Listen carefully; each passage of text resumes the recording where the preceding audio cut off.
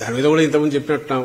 ఆమె ఒక్కసారి ఆమె సంజాయిషి ఇవ్వాల్సిన పాయింట్లు చాలా ఉన్నాయి. షర్మిల గారు తెలంగాణ నుంచి హఠాత్తుగా ఎందుకు మాయమయ్యారు, తెలంగాణకే జీవితం అంకితం వాళ్ళు ఎందుకు మాయమయ్యి అక్కడి నుంచి ఇక్కడ ప్రత్యక్షమయ్యారు, వచ్చి మళ్లీ ఇక్కడ ఎత్తిపోయిన కాంగ్రెస్ పార్టీలో ఎవరు మీకు బాధ్యత అప్పచెప్పారు, అదే కాంగ్రెస్ ఈ విపరీతంగా ఏకిపారేసి ఆ రోజు తిట్టిన ఈవెన్ తన పార్టీ పెట్టినా కూడా తెలంగాణలో జరిగింది.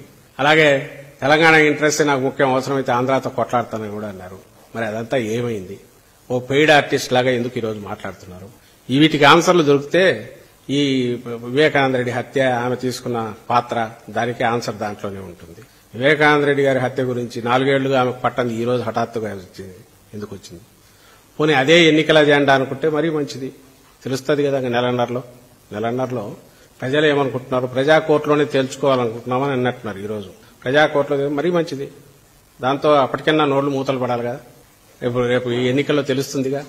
ఎన్నికలకున్న పవిత్రత కానీ ఎన్నికలకు అజెండా ఏముండాలని కూడా ఇగ్నోర్ చేసి వ్యక్తిగతంగా కూడా రియల్ దానికి ఏమీ ఓ ప్రాతిపదిక లేకుండా అసంబద్దమైనవి ఏదైతే ఆ ఆరోపణలకు రిప్లైలు ఇచ్చుకుంటూ పోతే అది ఎక్కడికి పోతుందో కూడా తెలియదు. అనెండింగ్ ఇది ప్రాసెస్. కంక్లూజన్స్కి వచ్చి కోర్టు పరిధిలో ఉన్న అంశాల గురించి, సిబిఐ పరిధిలో ఉన్న అంశాల గురించి కంక్లూజన్స్కి వచ్చి, కాబట్టి దానికి అసలు ఏమీ లేకముందే అంతా కూడా ముద్ర వేసి అది ఏ రకంగా ఎట్లా చూసినా అది దానికి నేను ఇంతకుముందు చంద్రబాబు నాయుడు గురించి అనిందే, జనం అంటే టేకెన్ ఫర్ గ్రాంటెడ్, ఒక అహంకారంతో కూడిన మాటలు తప్పవి. దాంట్లో ఎలాంటి సహేతుకత కానీ లేదా ఇప్పుడు ఏ సందర్భం అయితే ఎన్నికలు ఉన్నాయో వాటికి తగిన రకమైన ప్రాతిపదిక కానీ పార్టీ వైపు నుంచి ఉండాల్సింది లేదు.